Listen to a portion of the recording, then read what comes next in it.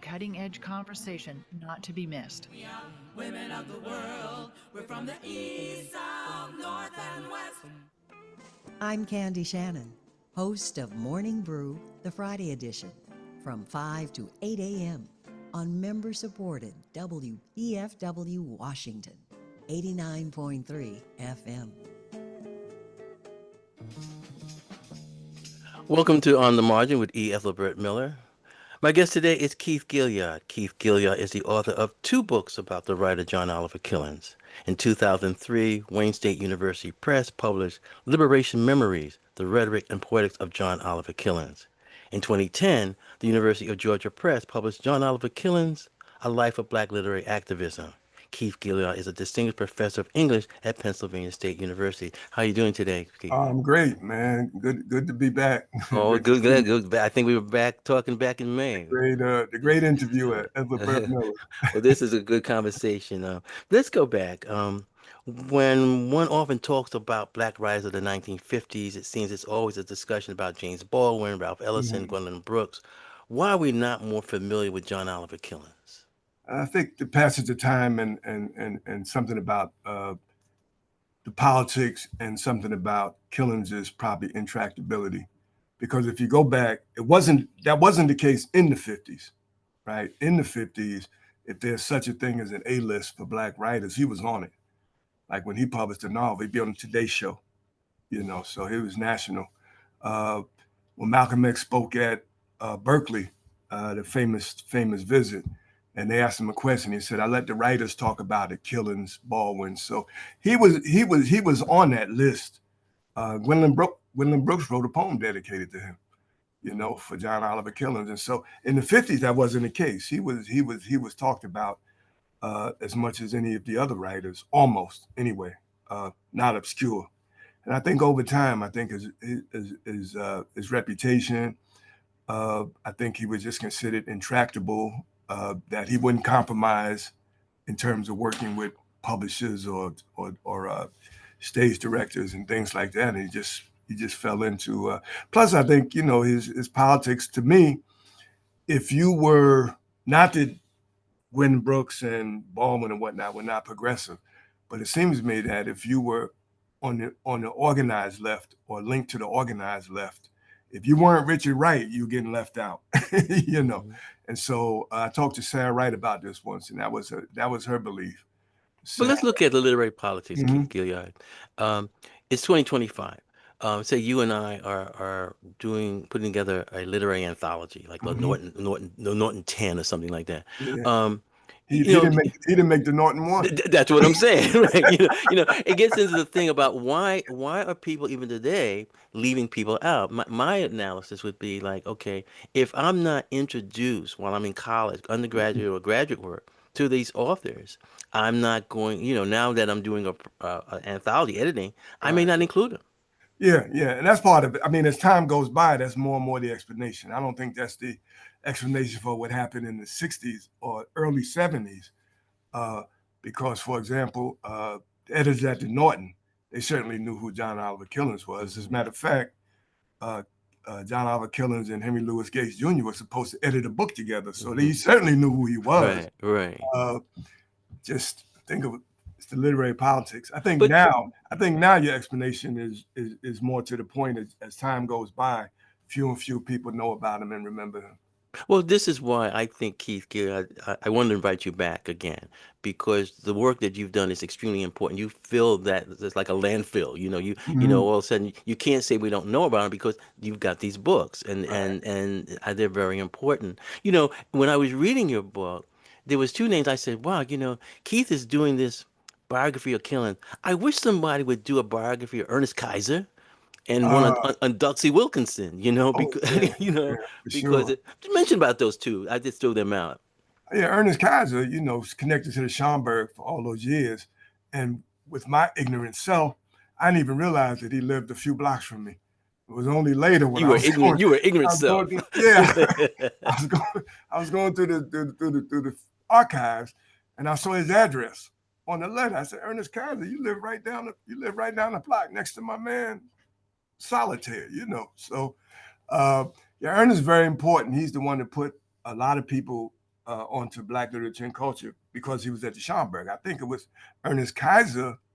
I think it was Ernest Kaiser that got Houston Baker into Black literature. You know, Houston was a Victorianist coming out of UCLA, and he went to the Schomburg. I think it was Ernest Kaiser that sort a of little turned baptism took place. Took him in the back and put his head turned put him his in the head in right the sink. direction. Yeah. But you know, Doxey was just major. There's so but many you, people. right, Doxey was major at Howard in the education school, but also when he lived in Brooklyn, he was sort of the center of that little Black left community. right. It was in Brooklyn. Esther Cooper Jackson, James Jackson, That's all the Freedom Way Taylor, people. all of even when Angela Davis' mother used to come up for the summer, and Angela used to stay up there too. So, yeah, Doxey was key to that, you know. And Yeah. Doxey had explained, Doxey, but I think he went to, was it Yeshiva? I think it was. I think he went up to Yeshiva in New York, and they might have his papers and stuff like that. But I like disappeared like Gene Toomer or something. Yeah, like that. I thought about researching Doxey more, but the files were scanny.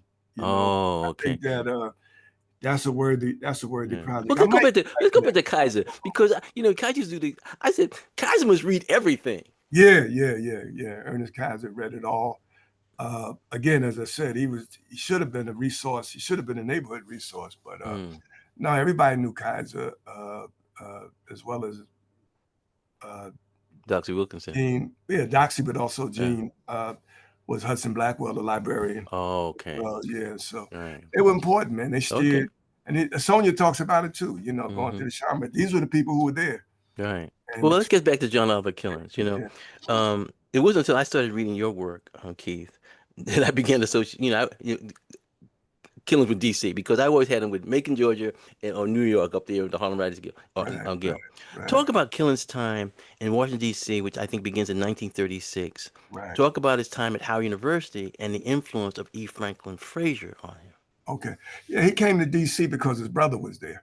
You know, again, they come out of Macon. Killens was in college, and this was during the Depression. When he graduated from high school at the same time that Roosevelt was beginning his first 100 days. So spring of 33, when FDR became president, happened to be the same spring that John graduated. So he went to college for a year down at Edward Waters in Jacksonville.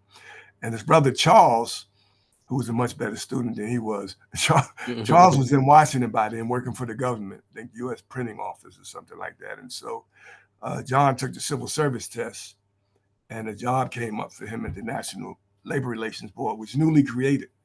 And so back then, again, during the Depression, having a job meant more than college, right? So he left. And a government job. Yeah, government job at that, right? So he left Macon and that's how he got to D.C. in 36, working for the NLRB. And that's when he got involved in union organizing and pretty much probably how he got involved with left politics. And so he was in D.C. for 12 years off and on, interrupted by the service in the war. So he was there. He went to law school in D.C., Robert Terrell Law School, part-time. I think he did 3 years. I think he did 3 years in law school there. So E. Franklin Frazier, he was a student of E. Franklin Frazier. A lot of people don't know that.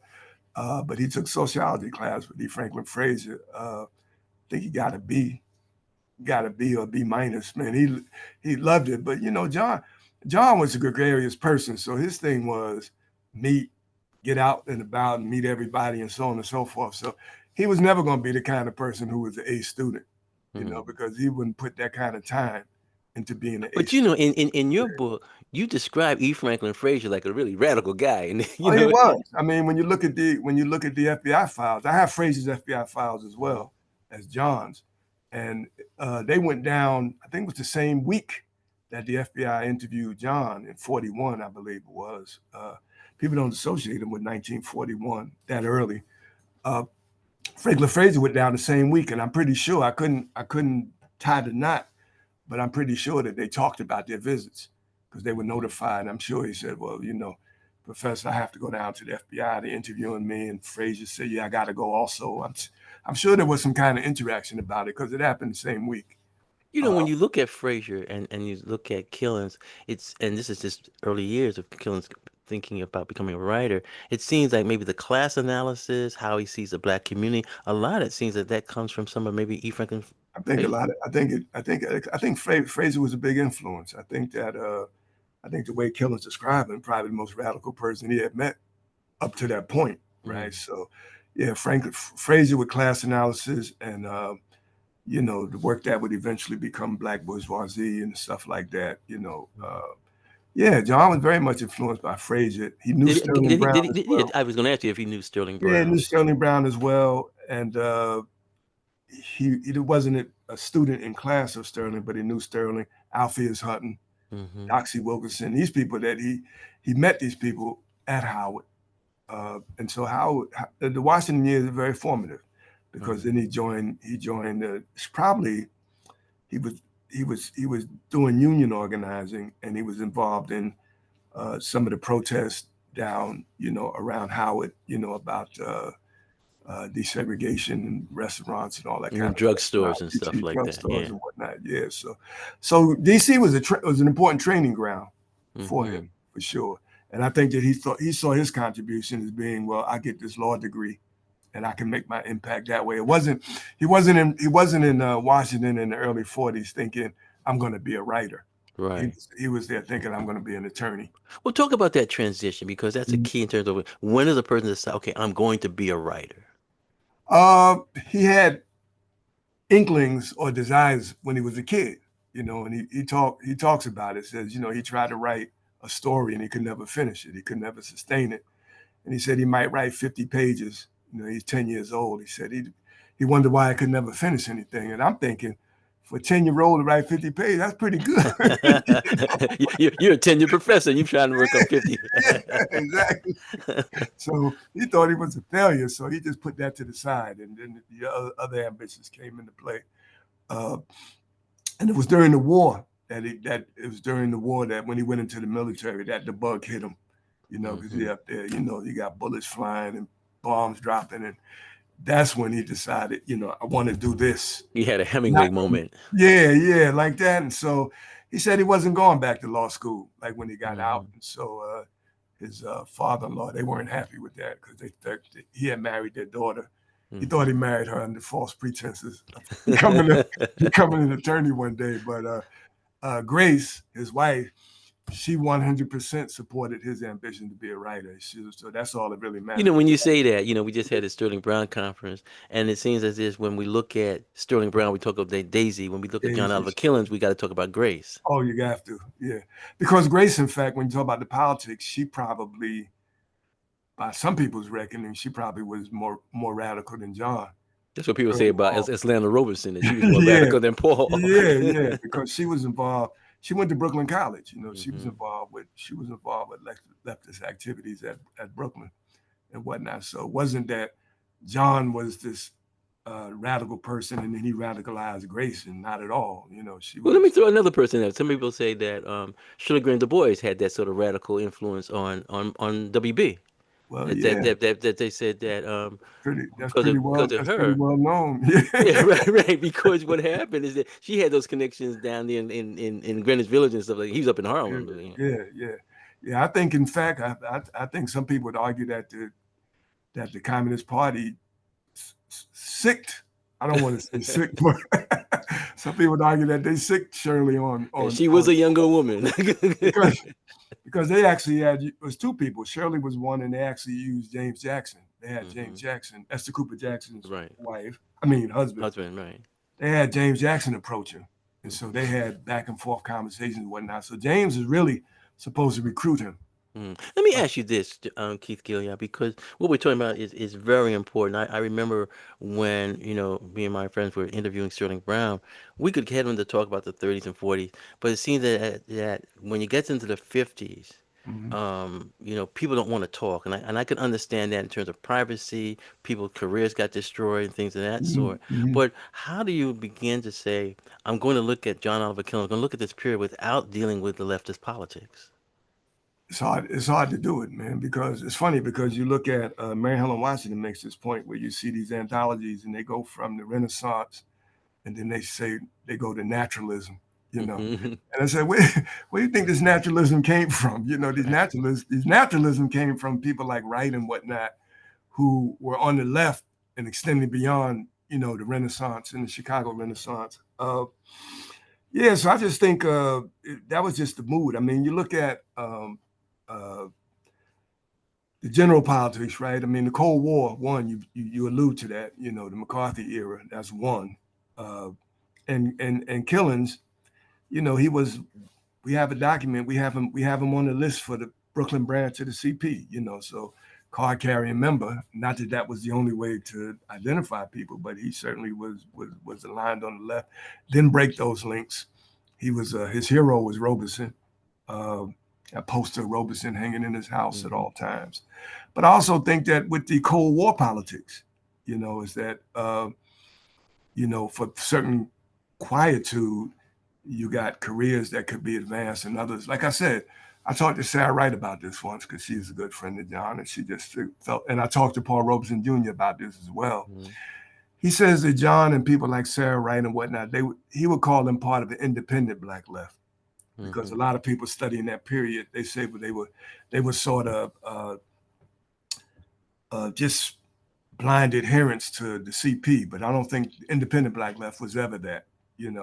Even though that's how Robeson is characterized, like CP snaps the fingers, he comes running. But Paul Robeson Jr. said he didn't think it was ever that way. He think there was an independent Black left, and that John was a part of that. Well, the only person that I remember interviewing who would say, okay, was Julian Mayfield. Yeah, Julian was a good friend of John. Julian was the one who responded to Harold Cruz when John was putting together the conference in '59.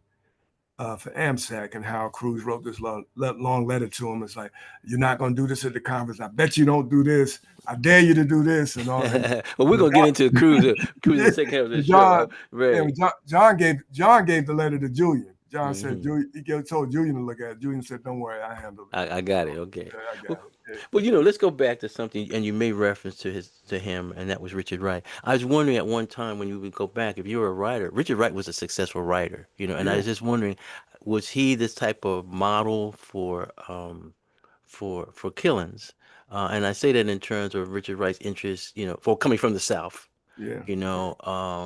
Also concerned about things like blues and folklore. Were those things that also we can see was Wright a model for absolutely. He was absolutely the model. He was the person to model. I mean, he was the example. He's the most powerful literary enemy of white supremacy in the world. So John was definitely attracted, and he was the model. And this is one of the reasons I think maybe John isn't as known or celebrated, because Wright came first, but he was definitely a model, but he was also the thing that you had to get beyond.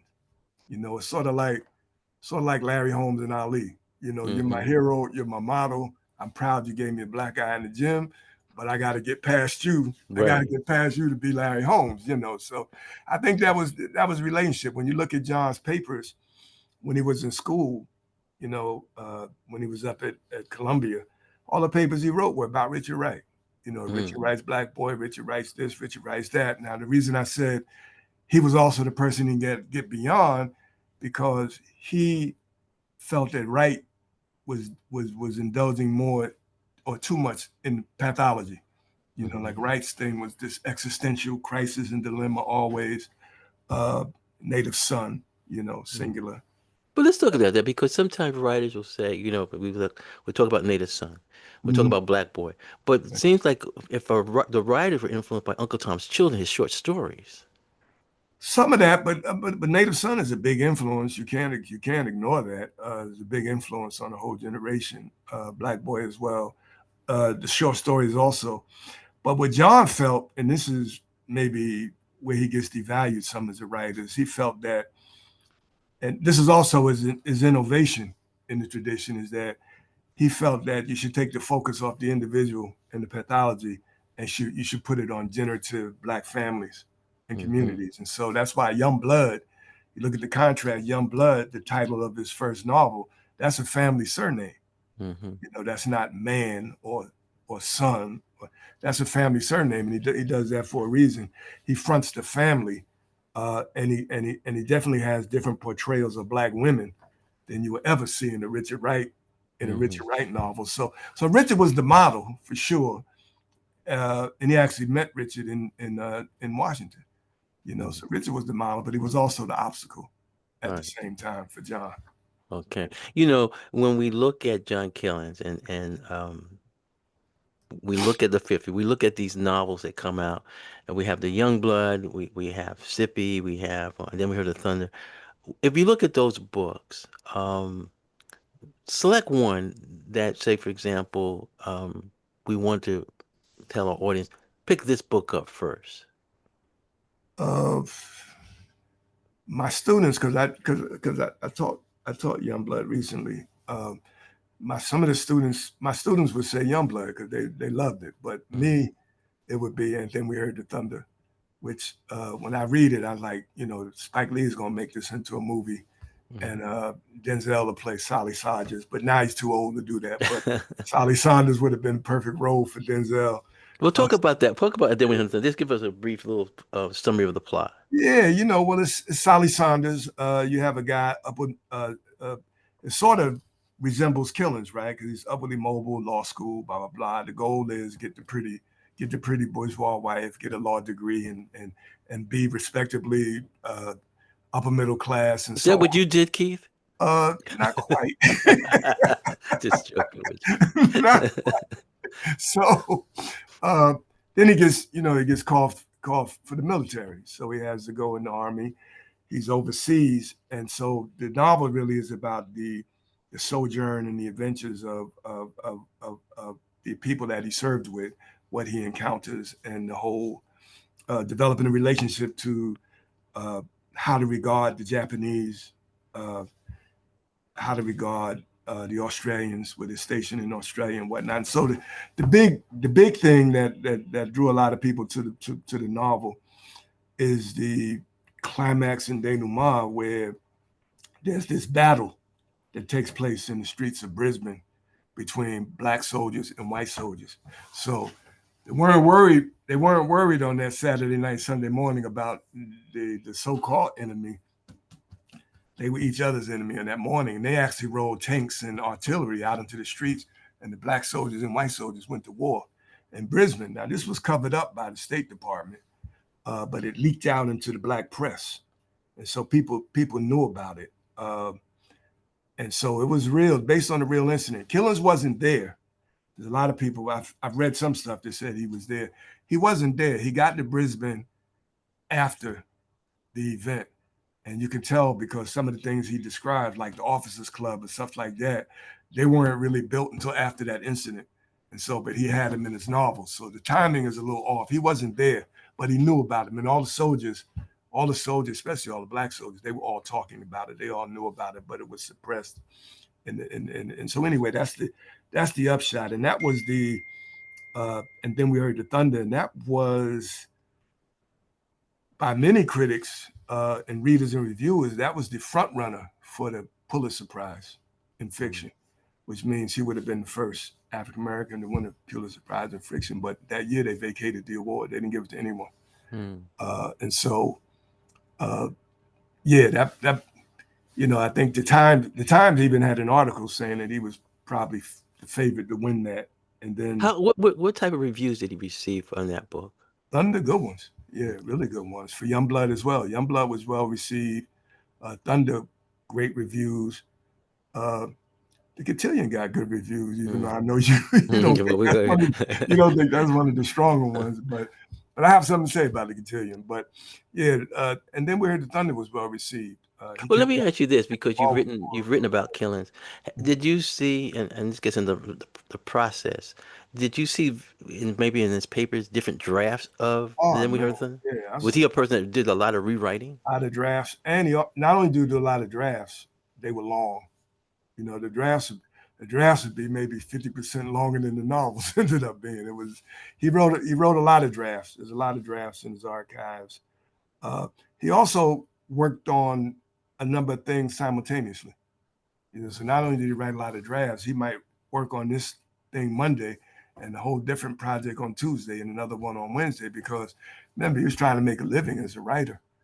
And so, you get a chance to work on this teleplay, work on that, or you got a chance to work on someone that wanted you to contribute to an anthology, you worked on that. Somebody wanted an essay let's say for the New York Times magazine section, you work on that, So he So was now doing you, all different now things. you, Keith Gill, as a biographer, are you, as you writing biography, looking at all these things like a detective, putting these things all together to see how one thing is interacted with the other?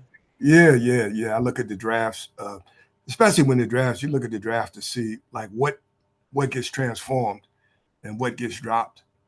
So when you look at Youngblood, for example, they got drafts, uh, and you see some of the incidents in Youngblood, but when you read the draft, which was entitled "Stony the Road We Trod," you see different stuff that doesn't make the final cut. You see some names change and stuff like that. And some of the incidents do come forward, and then you recognize some of the incidents are based on real incidents from his life. So, but yeah, he wrote multiple drafts. He wrote all the time. He had a routine, from what I understand. He got up in the morning, cup of coffee or something like that, and just wrote. For the whole morning, and then in the afternoon, that's when he did all his running around. And Killens like to run around. But he Well, was disciplined in that morning. In that morning, he hit that typewriter. Yeah. I want to know about how when we look at Killens, um, is he one of those writers who say, okay, I don't need to go overseas to write?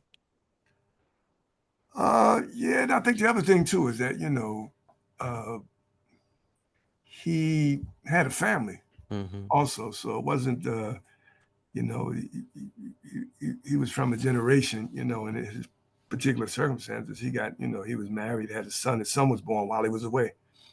I don't think he saw his son. His son was about 2 years old before he saw him. Because he was overseas, and so I think being overseas in the war was probably enough. It was probably Right. enough going away for him. Uh, but yeah, he didn't feel he had to be overseas to write because he, like you said, he was steeped in that southeastern tradition. So it's not just right; it's Mm-hmm. almost anybody that comes out of the southeast or the Caribbean. They're Hmm. like a nations and regions of storytellers, in folklore. Right. You're going to have that. So the question is, how do you mine that and take advantage of it? Because that's going to be all around you. Hmm. If you come from Let's those let's areas. one question, Keith Gilyard, before we take our break. Um, and it gets back to looking at the novels that we mentioned, Youngblood, Sippy, then we heard of Thunder. It seems that one theme that runs through these books is that Killens wants to look at the black family or black individuals in a Mhm. very heroic way, as Right. opposed to being victims. Right. Yeah, that's definitely the project, and it was I would say it was a Du Boisian project. So if you look at Du Bois, what he talks about in criteria of Negro art, all art is propaganda and ever must be, uh, and so Du Bois said he didn't have patience for anybody that talked about art any other way. And so Killens was very much inspired by that quote and by Du Bois and by Du Bois and by Robeson. And so to me, when I look at his characters, his protagonists, it seems like they all have to live up to Robesonian standards. They all have to be like a John Henry type or a Paul Robeson type. Paul Robeson, John Henry, Satchel Paige, all rolled into one. Those are like that's what they had to be, and that's where a lot of the criticism comes from, because they say that the characters are too flat, and they're too much in the service of this ideology of promoting this positive images. But that was Killen's thing, and it stayed that way till he died, because when he organized conferences, those would be some of the themes, positive images in the black community. So he saw that as his mission. And of course, as you know, as a writer, that can limit you, because you got like a censor. You got like a sensor on your shoulders, like Hmm. Ethelbert. You want to write this poem about this here, and something's on your shoulder say, "Nah, Ethelbert, you can't leave that reason alone. And if you do that, you're in trouble with your muse. You know that. Well, So the uh, music, the yeah, music. yeah. So yeah, that's the strength of it. I mean, it's what Tony Kane Barbara talked about when Youngblood was re-released, is that Killens broke the mold of what she called the Right Heim School, the Mhm. Right Heim School of social protest, meaning Mhm. Richard Wright and Chester Himes, that he broke with that and ushered in an era of a different kind of We're literature. talking about bro. We're gonna take a break, okay? All right, cool, We're going to take a break this one. I'm cool. talking to Keith Gilyard. He is a distinguished professor of English at the Pennsylvania State University. We're talking about the writer John Oliver Killens. The station is WPFW 89.3 FM. My name is Ethelbert Miller. The show's On the Margin.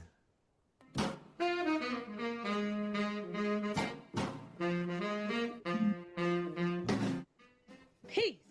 This is your social justice calendar for the week of Monday, September 15th, 2025.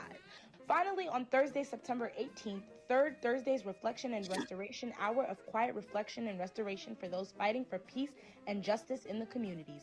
It will take place from 6:30 to 7:30 p.m. at Seekers Church, 276 Carroll Street, Northwest Washington, D.C. For further info, contact Sandra at seekerschurch.org.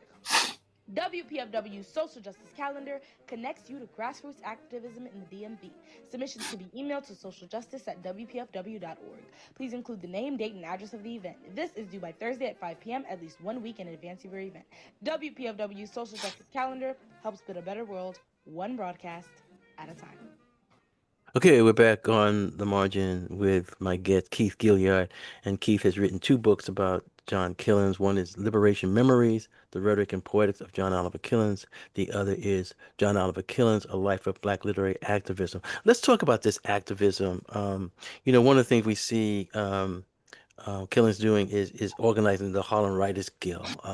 Talk about the importance of that guild and who some of the members were. And I believe that when Killens published Youngblood, that was really exciting for that entire guild. It's like, hey, we can get published. Yeah, that was the first big hit for the guild. I think when they got together, John Oliver Killens, John Henry Clark, Rosa Gee, some other people, early members of the guild. I think John Henry Clark was the only one who had actually published a book. He had a book of poetry, which I haven't found yet. But they said that John Henry Clark had a book of poetry. He was like their celebrity, And John hit with Youngblood. Finally got the contract for Youngblood because Youngblood he's been trying to place it for a long time. So he finally got that. But yeah, the guild was important. Sarah Wright became a member of the guild, and I can't even remember all the members. Audrey Long was there one time. Right. How often did they meet? Did they meet in people's brownstone or what? I think they moved around some, but mostly at John's. Once he got on Union Street in Brooklyn, that was like not only for the guild but for everybody. Everybody that came. African dignitaries came. They, John would host them at his home. And then Maya Angelou lived with him for a while, because she brought us something. Oh, yeah. If I'm not mistaken, in one of her books, she says what shocked her. I think she was at Comfort California. That when I was sitting around the table, they were always talking about race. Yeah. I saw that. Yeah. They would. Maya was like, whoa. But yeah, he's the one that got Maya to come from California because when he was out there, they were going to make Youngblood into a movie. And so when he was out there, he met her and she showed him some stuff she had written. And he told her, you need to be in New York. That was always John's thing. It's like, you need to be in the workshop. You need to come to the workshop. So would somebody like say, read an excerpt of what they're working on? How did it decide? Yeah, they would read it. Yeah, they would read it. And then they would, folks would respond to it, critique it, They almost ran Maya out of there the first time she read. She was like, I'm not going back there. They were so mean. Clark was so mean, But they embraced her. But John told her, said, nah, that's just the way they do. But they glad to have you, part of the workshop. So yeah, but Youngblood, I think he met her in the late 50s because Harry Belafonte had optioned Youngblood, and they were going to make it. The idea was to make it into a movie. And there was another thing. John, matter of fact, I have a copy of it right over here. I think I might have the only copy. John wrote a screenplay based on the Montgomery bus boycott. And he went to visit King at his home in Montgomery. And he did a screenplay and they were trying to pitch that as a movie. So see, John, he was a novelist, and he was a novelist first and foremost. And he felt that if he had something that he really wanted to say, he put it in a novel. But he also was enamored with the idea of the silver screen. He's like, knew that's where Well, more money.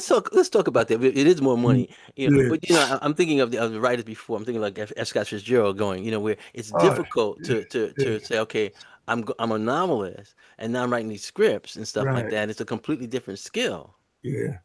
But that's where the money is. So that's where they all lured Langston too. Right, Yeah, right. they were lured by that because it was, Well, it's well, let's that. go back to the 50s. Okay, we know that we in the film world, people are getting blacklisted and things of that sort. Mhm. Are people who are these African American writers just writing stories with these heroic characters that people say we can't put that on the screen right now? Well, it depends on the sponsorship, you know. Okay, why do we get Lilies of the Field with Sidney Poitier with some nuns? Well, for one reason, but you also you got to remember there were also like people like Herbert Biberman and whatnot. They had people on the left in Hollywood. If you can get, I mean, even today, if you wanted any kind of shot on the left, you could get it in Hollywood. If you don't get it But anyplace wasn't else. that why people were trying to purge Hollywood? Exactly. So there was possibilities there in terms of the artists, the directors, and whatnot. The question would be the producers and where would they put their money, But no, uh, he was in touch with people like that, in touch with uh, when they worked on Odds Against Tomorrow, which was considered the last great black film noir, which Harry Belafonte played in. It was based on a novel. Uh, but John helped to write the screenplay. He was given actually for years. If you look at a copy of that movie, it'll say screenplay by John O. Killens. It'll say John O. Killens. They since corrected that, the Academy of Motion Pictures, but they overcorrected because they say now the credit goes solely to the other writer. But I have records where John was part of the phone conversation Mm, in which he was making suggestions to the script as they were finalizing mm. it. So, Well, let's bring uh, another name in. I think it could becomes important to the period, and that's Ozzie Davis. oh, Ozzy was important. I think I'm not sure. I could never make the connection, but I think he may have met Ozzy at Howard, Mm, because Ozzy Davis was a Howard student, and John was there, and they're about the same age. Me, John, maybe a year and a half older than Ozzy Davis. So they were good friends, and Ozzy actually came to the workshop, because he read the first draft of Pearly Victorious was actually read at a meeting of the Harlem Writers Guild. So, no, they were good friends, and he really was a good friend with Ruby Dee as hmm well. Yeah, so he knew him, fellow, as Ozzy would say, fellow travelers. Well, talk about Phil. I remember is the guild still going? I remember maybe in the 80s, Oh, 90s. it still, it People still it's still exists. going on, right? Still going. Yeah, Yeah. yeah, it's So still going. it's still in Brooklyn or something like. What is it? Moved to the I Bronx think they, now? I think they were headquartered out of the Schaumburg for a minute because Okay. we did a program a couple of years ago. Yeah, with the sister that runs it now. Yeah, oh man, it's still going. And do they keep Killen's memory alive the way they do out at Medgar Evers University? They do. Yeah, the Harlem Writers Guild does. Yeah, yeah, they do. Uh, When we talk about John Oliver Killens and we talk about like the Harlem Writers Guild, we also know that Killens was very important in terms of organizing these African American writers conferences. right, right. Talk about those first conferences. I mean, he had one at Fisk, he had Howard. Talk about those conferences Now, and how they're important to African American literary history. yeah, the Fisk conferences were part of the second act. Really, the first one was in '59 uh, for this American Society of African Culture, and Langston Hughes was the keynote speaker. And Langston gave the keynote. Killens wanted Richard Wright to give the keynote, but he contacted Wright, and Wright said, "Man, I ain't coming that way." Remember, this is 1959. Wright, Wright is in Paris. Nah, they were, and his sense was that Wright, especially because of what was going on with the civil rights movement, that Wright really wanted to come to the U.S. and be a part and witness what was happening in Mississippi and Georgia and places like that. But during the politics of the era, he couldn't even chance that. He said, "No, it can't happen." So Langston Hughes was the keynote speaker, and Julian Mayfield was No, there. go back because in your book you mentioned like Langston said some controversial things in his speech. I don't remember all the stuff he said, but he was talking about Langston was talking about writing. He was talking a little bit about writing for movies and stuff like that too. But he said, I forget the quote, but it's something like to write good, you have to be bad or something. I can't remember all the stuff that he said. But I do have the full text of the speech somewhere. But that was important. That was an important event. And then when he was at the New School of Social Research, Killens was teaching creative writing then. That was his first creative writing position as a teacher. And the person he was really close to was Lorraine Hansberry, you see. And so when she passed away, he gave a conference in her honor in March of '65. And that's the conference that Harold Cruz, I think Harold Cruz was at the '59 conference also, but that was the '65 conference, the one that he writes about extensively in Crisis of the Negro Intellectual, which is another reason I think Killens, we sort of passed over that, but I think one of the reasons that Killens isn't studied more was that he's like one of the villains of Cruz's book. And so the people that went to school, they read that, they said, oh no, that's that guy. Plus, he's also the one who wrote the negative book review of Invisible Man. And so he's like, oh, that's the anti-Ellison. So as Ellison ascends, he's diminished in the eyes of some of the culture makers, put it that way. So he had the conference. He had the conference for Hansberry. And as I mentioned in another thing I sent you, that's the conference that the funeral when Hansberry died, that's where Malcolm X showed up. And that's where Robeson gave the eulogy. And then Killens gave the conference in her honor that spring, 1965. So then that's when, after that, he went to Fisk. And once he got to Fisk, in '65. And then he had the three conferences there, one in '66, '67, and '68. I think they were important because I think the '66 conference was important because the most interesting thing for me was that he had Robert Hayden there and he had Melvin B. Tolson there. And so again, that troubling question of politics and art and all that kind of stuff. And so Hayden really took a drubbing at that conference because the whole mood was black. And Hayden was like, nah, man, I think y'all giving that too much significance, man. Give it what it's worth, but you can't be everything, you know? And just like with Meyer, kind of the comment that you talked about. And so Hayden to me was heroic, you know, he's like one of my favorite poets ever, you know, way up there. And so Hayden was heroic, stood his ground and blah, blah, blah, blah, blah. And Tolson was berating him and whatnot. So that was an important conference because it laid out kind of that divide and highlighted it. And if I'm not mistaken, that's also the conference where Gwendolyn Brooks shows up and she sees Haki or Baraka or whatever.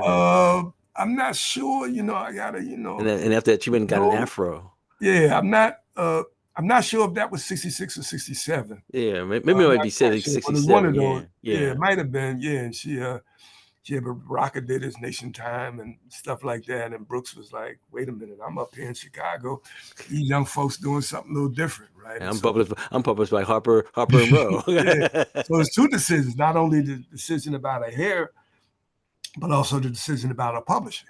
Right. She decided to publish with Broadside and Third World Press after that. She also said that Haki looked at that time, Don Lee looked like a Black Jesus.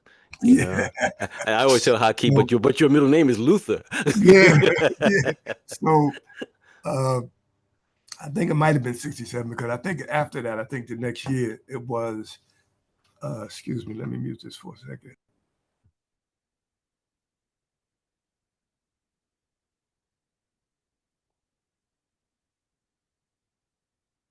I was trying to hold on, Ethelbert. No, right. Got scratchy. Okay. So I think it was the year after that. Once Brooks came from the conference, she was the one who told Killens that he should invite Haki. And so that's how Haki came to the conference. And that really was his national debut. He was known around Chicago and they were working the workshop and stuff like that. But that was when that was his first exposure on the national stage. And so, yeah, those conferences were important for that reason. And a lot of people remember those Fisk conferences. Well, you know, I remember the ones at Howard. You were there, right? Yeah, I was there, and I think you make reference because I took some issue with those conferences, brother. You know, we're doing this conversation on John Killens, but John Killens and we had our differences. You know, Yeah, and maybe because when you're saying in fairness to our listeners, you know, I was really influenced by the Christ of the Negro intellectual. yeah. You know, and I did remember talking to Harold Cruz, and I invited Harold Cruz to come to Howard, and I had him in Junior Mayfield on the same stage, sort of like saying, okay, I'm a Oh man, young I wish writer. I'd have been there. I'm a young writer. I'm reading about this. Well, my thing is like, let's bring these people together. And I remember Cruz saying, oh, he'll come as long as it's not like it's gonna be some like setup, you know, Yeah, and what happened? They were, you know, to see that I felt that I was dealing with trying to end a civil war or something. But my critique, Keith Gilyard, is that when I was looking at the conferences, Killens was very loyal to like the same group of people. And so what happens is that I remember, you know, me and my friend Amisu Bolton, we're trying to say, okay, let's bring in like Ntozake Shange and Israel Reed, and I remember trying to in convince Haki at that time, let's invite Samuel Delaney, you know, because we Mhm. felt that this was very important to hear these new voices, and it seemed that you know we just didn't have the votes in those meetings, Right. and but I at the same time being a literary activist, I respected what Killens was doing. Because sometimes bringing writers together is like herding sheep, you know, cats or whatever, you know, Right. and it's difficult because you're dealing with the personalities. Hmm. You know, you don't want a conference to end in which people are not speaking. Hmm. Okay, how was Killens as an ambassador for writers? You know. Oh, I think he was great that way. His model for that was Langston Hughes, because you know how Langston was. He promoted everybody. You know, he tried to promote everybody, give them lists of bookstores all over the country and this, that, and the other. So, uh, a matter of fact, when Killens got his first contract, the first person he went to see was Langston Hughes, Mm, and Langston told him, he said, you know, they'll publish you, but they won't promote you. And so he learned from Langston about the value of promoting not only himself, but he was very generous in terms of trying to promote writers alongside him and those coming behind him. That's why the guild was so important to him. You mm-hmm. know, because he understood the value of sort of developing a literary posse in a sense. You know, where you had to lean on each other to try to get promoted. And so people that you don't even associate with him, people like Walter Dean Myers, you know, had a young adult author and whatnot. These are people that he pushed. Rosa as well, and Alice Childress for sure, and all of that stuff. He was always not just about him, but always promoting writers, uh, Hmm. including his own student writers. You know, that he had at Fisk. He had what's the Dante Graham, who died in a car accident. He was his student. Nikki Giovanni was his student. You know, so always trying to push and promote. Yeah, for sure. Uh, he did that, and I think again, uh, where he comes up short is because he was stuck. I mean, John was influenced by the Russian novelists as well. He loved to read the Russians, and so that social realism. Mm. You know, he You know, kind when you mentioned about the Russians, of stuck there. Yeah, one of the things that I remember he was really excited about because he was trying to finish it up, you know, is writing about Pushkin. yeah. That was a yeah. I remember that. Yeah, talk about that because That you was a know that. long journey because I watched him work on that. I watched not only did I watch him work on that, I watched all some of the ways in which he tried to get published and all the rejection letters that he got. One was from Jackie Kennedy. You Mhm. know, Jackie Kennedy read the Pushkin manuscript when she was an editor, and she was like, "No, nah, we're not going to do this one." Uh, Well, let's you know when we say that, and I was just finished reading this Bowen biography. You know, sometimes a writer, as he or she gets older, um, the writing sort of goes down. You know, in terms of the quality. Okay, or for example, sometime a writer, last work is really salvaged because they have a really good editor. yeah, yeah. But you know, Most writers. yeah. Do you feel when we well, this is getting into me talking about the cotillion. But do you feel that when we go from Youngblood to the cotillion to Pushkin, that is do we see the same quality in terms of skill and craft in Killings's Yeah. work? I think this. No, I think you hit on something there. I think with Youngblood, I think he had a good editor with Youngblood, and he had good teachers because not only was he drafting Youngblood, he was also drafting Youngblood in the context of workshops. So, like while he was working on Youngblood, he was studying with Saul Bellow. And Saul Bellow was writing his major novel at the time, The Adventures of Augie Marsh. They were writing at the same time. So then he was with Dorothy Brewster, Helen Hull. So a lot of the chapters of Youngblood where they were reading that as he was writing that and whatnot. So on that one, and then we heard the Thunder. I think he had a good editorial team. With Pushkin, there was no editorial hand to check that, and he was committed to telling a certain story about Pushkin and to say because you're writing about a Russian, John, you don't have to write one of these Russian novels to write about a Russian, right? But it was I think it was probably overwrought, melodramatic, and it's probably the most African rendering of Pushkin that you can find because Pushkin was way more Russian than he was African or anything else, right? But John's point, because I mentioned that, and John's point was that, but he acknowledged his African heritage. So that's all John needed to run with that. So, but we pretty much, I mean, just the way we read Richard Wright's Savage Holiday, and we just put that to the side. We you kind of put it's a pot boiler, right? Well, let me ask you this question because you were sort of mentioning this when I asked you about the other manuscripts. Did you see Pushkin in terms of the various drafts and? I didn't. I didn't see.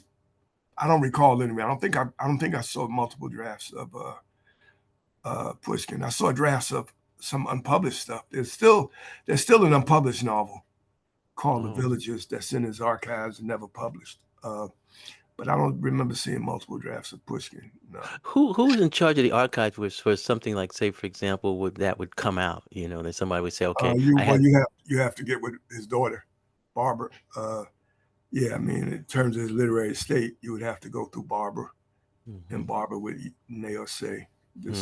Because I know that when we look at how that works, sometimes I'm looking at the work that Eugene Redmond did in terms of helping Henry DeMoss's finishing the work, and then we also have Dana Williams' new book, Tony at Random, talking about Toni Morrison as an editor, and so these editors are sometimes can save some of these books. Oh yeah, without a doubt, man. Editors can. I mean, if you get along with your editor and editorial team, Toni, she tried to edit Lucille Clifton, and Lucille Clifton probably wasn't having much of it. I saw a note. She said, "Look, Toni, leave me alone. So I got this poetry right here. I got this. So they can save a lot of people for sure. They can save a lot of people for sure. So I think there was really no editorial hand on Pushkin, and but he did have an editor for the Cotillion, though. But you feel like that's a decline. I think that the Cotillion was a particular experiment. Like I'm more upbeat about it than some. Well, my take on it, Keith, it was I felt that here was a writer writing to the market. I think like you're a filmmaker, and all of a sudden you're doing you're dealing with the blaxploitation movies. But I think also. But I think he was a critic of blaxploitation movies. He was a critic of Claude Brown, as a matter of fact. He didn't like Claude Brown's book. He didn't like Man Child of Promised Land. He didn't like Sweet Sweetback. He didn't like any of that stuff, right?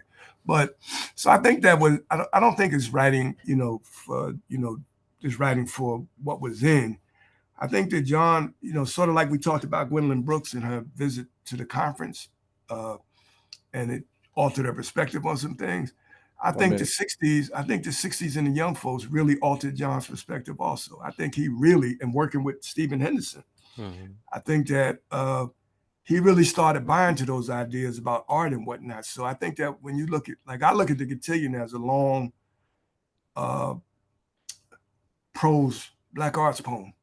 a long black arts prose poem. I look at it more that way. He was trying to fulfill some of the prescriptions that Stephen Henderson was talking about. See, we're getting ready to end on that note. See, when you say, oh, like the prose poem, then I say, well, this is why I have a problem with the poetry.